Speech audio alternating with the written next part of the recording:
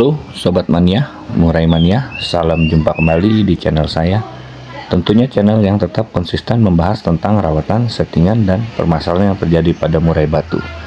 Terima kasih untuk teman-teman yang sudah selalu setia menyimak setiap video pembahasan dari saya.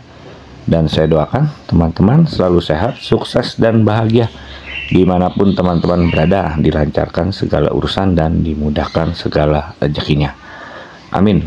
Oke teman-teman, pada video pembahasan kali ini saya ingin membahas tentang murai batu. Murai batu teman-teman, dimana biasanya terkendala pada saat di rumah murai tersebut gacor, bongkar isian. Di sini juga pada saat di lapangan sebelum digantangkan, murai tersebut juga sama teman-teman, penunjukannya seperti di rumah. Seakan-akan murai tersebut sudah menunjukkan tanda-tanda akan maksimal ketika kita gantangkan. Lalu ternyata pada saat digantangkan murai tersebut tidak bekerja. Ada sebagian yang hanya matung, ada sebagian yang tanpa respon, ada yang sebagian galak, ada juga yang hanya pasang-pasang badan.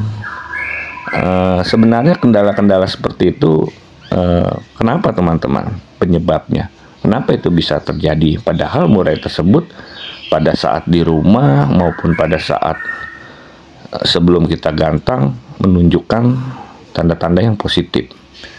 Dan untuk teman-teman yang butuh informasinya, yuk teman-teman bisa simak video pembahasan kali ini sampai habis. Oke teman-teman, di sini banyak ya saya temui di kolom-kolom komentar teman-teman sekalian yang bertanya ataupun sharing kepada saya, Om, murai batu saya settingannya jangkrik 33, keroto seminggu 2 kali, ataupun Om, murai saya settingannya 55 ataupun sama 33, harian di embun tanpa jemur, hanya full istirahat, mandi 2 hari sekali. Murai terpantau di rumah gacor dor, sering terpantau bongkar-bongkar isian. Lalu ketika digantangkan ternyata murai tersebut jauh ya, berbalik 180 derajat dengan penunjukan pada saat di rumah ataupun pada saat belum digantangkan. Di sini saya memponis murai tersebut teman-teman sebenarnya bisa terjadi seperti itu dikarenakan faktor power teman-teman, faktor dari power ataupun tenaga si murai tersebut. Kenapa murai tersebut pada saat di rumah ataupun pada saat belum digantangkan murai tersebut tampak menunjukkan hal-hal positif seperti seakan-akan akan nampil pada saat kita gantangkan? Memang untuk ukuran birahi dan emosi si murai tersebut sudah dapat, sudah di level yang dapat ataupun yang pas. Dia mau berkicau, mengeluarkan variasi kicauan dan disertai dengan emosi yang materi-materi yang dimilikinya. Tetapi di sini teman-teman, yang perlu teman-teman ketahui, walaupun birahi dan emosi di sini sudah dapat, faktor tenaga murai yang tidak mempunyai power ataupun tenaga akan percuma teman-teman. Ketika dia bertemu burung dengan burung, ketika kita gantangkan murai tersebut bertarung, di sini faktor tenaga juga penting. Birahi dan emosi penting, tetapi walau hanya sekedar mempunyai birahi dan emosi yang sudah pas tetapi tanpa diimbangi dengan tenaga yang mumpuni, murai tersebut akan menunjukkan penunjukan negatif seperti itu, seperti hanya matung ataupun nakal, ataupun di sini hanya pasang badan, turun naik tangkringan tanpa respon. Dikarenakan dia untuk bertarung, untuk melawan tidak mempunyai tenaga teman-teman. Di sini kenapa saya bisa bilang tidak mempunyai tenaga? Karena ingat teman-teman, tidak semua burung, tetapi di sebagian burung, apalagi saya lihat dari pertanyaan-pertanyaan komentar dari teman-teman di rumah di sini, saya lihat settingannya teman-teman, jangkrik diberikan 33. Memang mungkin murai batu tersebut mempunyai tingkatan birahi yang dangkal, ataupun mungkin sebagai seorang pemilik takut untuk memberikan settingan yang agak lebih ketika akan digantangkan, takut murainya akan main nakal ataupun hal-hal lain. Tetapi di sini teman-teman harus mempertimbangkan power ataupun tenaga untuk si murai tersebut. Di sini akan percuma teman-teman hanya bermodalkan emosi dan birahi hanya pada saat di rumah murai tersebut tampil, pada saat belum kita gantangkan.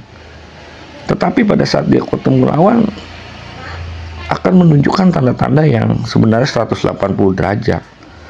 Jadi teman-teman di sini sebenarnya saran saya, teman-teman harus benahi tenaganya. Atau mungkin jika teman-teman takut, misalkan hariannya teman-teman takut nih memberikan set tinggi, nanti pada saat dilombakan akan takut penunjukan-penunjukan negatif lah. Tetapi di sini oke, teman-teman boleh set rendah sesuai yang teman-teman standar saja. Tetapi di sini nanti teman-teman di H-3 teman-teman tuh berikan pengkondisian untuk si murai batunya. Contoh pengkondisian, teman-teman bisa kurangi untuk porsi penjemurannya. Lalu teman-teman di sini berikan waktu istirahat untuk murainya. Dan yang penting teman-teman di sini berikan tambahan IF teman-teman. Tambahkan IF-nya dari H-3 ini. Teman-teman silakan jeli-jeli lagi. Kekurangannya di mana murai batu teman-teman? Teman-teman bisa tambahkan dengan pakan sesuai kecocokan murainya masing-masing. Cari yang kecocokan di murai-murai teman-teman itu apa? Jangkrik kah ataupun kerotok kah? Teman-teman berikanlah setutan agar murai tersebut mempunyai tenaga. Di sini saya sarankan di H-3 dikarenakan kita di sini lebih mudah untuk mengontrol ataupun menambahkan tenaga si murai. Tidak terlalu dekat, tidak terlalu jauh. Kalau teman-teman tambahkannya di H-1 yang saya khawatirkan birahi dan emosinya saja yang naik teman-teman, tenaganya tidak dapat, malah nanti juga tidak menyelesaikan masalah yang teman-teman di sini dapatkan ataupun yang teman-teman temui. Jadi saran saya, silakan teman-teman sesuaikan saja. Jika teman-teman mau ada penambahan di hariannya, silakan teman-teman tambahkan hariannya, sesuaikan dengan porsi dan karakter murai teman-teman di rumah. Jika teman-teman di sini tidak mau menambahkan di settingan hariannya, silakan tambahkan di H-3-nya, teman-teman. Karena di sini yang saya nilai dari berbagai macam pertanyaan di kolom komentar tersebut, di sini teman-teman memakai banyak settingan rendah, tetapi di sini teman-teman datar sampai ke lombanya. Ataupun teman-teman ada juga yang menambahkan tetapi menambahkannya di H-1. Oleh sebab itu makanya saya bilang powernya tidak dapat, birahi dan emosinya saja yang naik. Sama aja akan percuma teman-teman. Di sini kita di H-3 kita sebagai seorang pemilik ataupun perawat jeli-jeli, kita bisa lihat kelebihan dan kekurangan si murai tersebut. Persiapan namanya pengkondisian. Jadi mungkin seperti itu ya teman-teman. Semoga video kali ini bermanfaat. Terima kasih sudah menonton. Sampai jumpa kembali di video saya berikutnya. Salam murai mania.